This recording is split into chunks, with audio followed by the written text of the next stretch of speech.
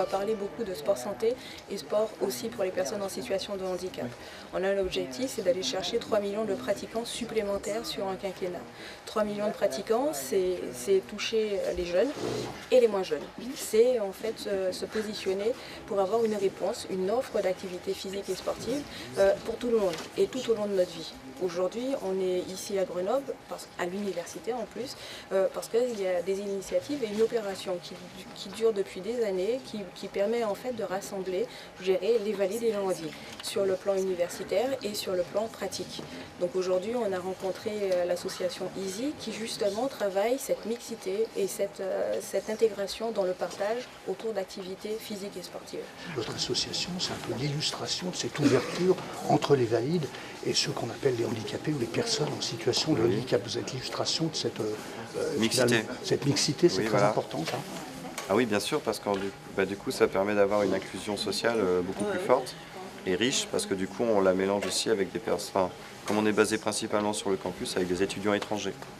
Les personnes valides n'ont pas forcément des proches autour d'eux en situation de handicap, et du coup, ils ont une sorte d'appréhension naturelle, et par peur de mal faire, ou ça entraîne des maladresses quelquefois.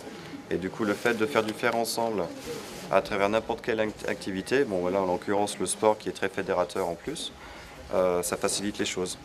La rencontre du jour consistait à mettre en valeur tout ce qui est fait en matière de sport pour les handicapés, mais dans une démarche, j'allais dire, de mixité de public, avec l'association EASY, qui vraiment travaille à cet aspect-là des choses, faire qu'on puisse se rencontrer, des publics très différents puissent se rencontrer, fédérer des actions au travers du sport notamment, et notamment du handi-hockey. C'est des choses que nous accompagnons, et le rôle de la ville de Saint-Martin-d'Air est vraiment d'être facilitateur en la matière.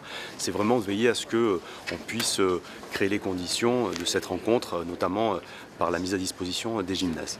Est-ce que vous êtes satisfait de ce qui a été dit aujourd'hui ? L'échange a été vraiment très cordial, très courtois et très constructif. Ce que je peux espérer, c'est que dans nos futures relations, c'est qu'on puisse traduire toutes ces actions par une convention qui puisse lier l'État, le ministre de la Jeunesse et des Sports, l'université, la ville de Saint-Martin-d'Air et l'association, pour qu'on puisse vraiment mettre en forme tout ce partenariat.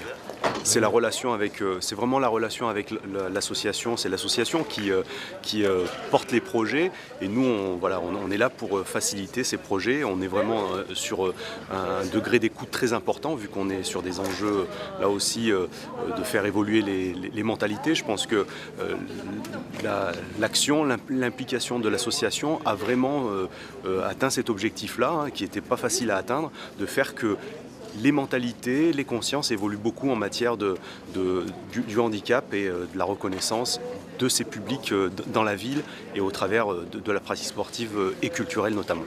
Alors aujourd'hui, on a découvert une association qui œuvre vraiment pour l'inclusion et pour la mixité handicapés valides par le sport, mais avec le sport, on va dire, comme prétexte, puisqu'ils ont aussi diversifié finalement leurs activités pour permettre que les personnes valides changent leur regard sur les personnes handicapées et qu'on comprenne tous collectivement qu'on est les mêmes.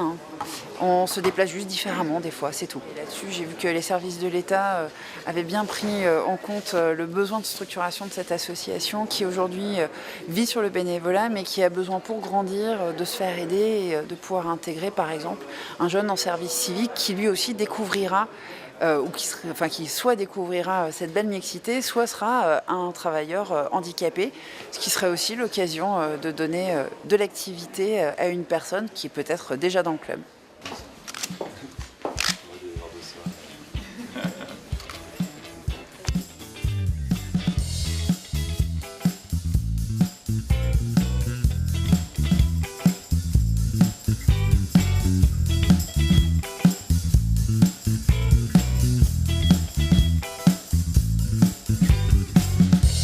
Sur ton divan, ramène donc tes baskets.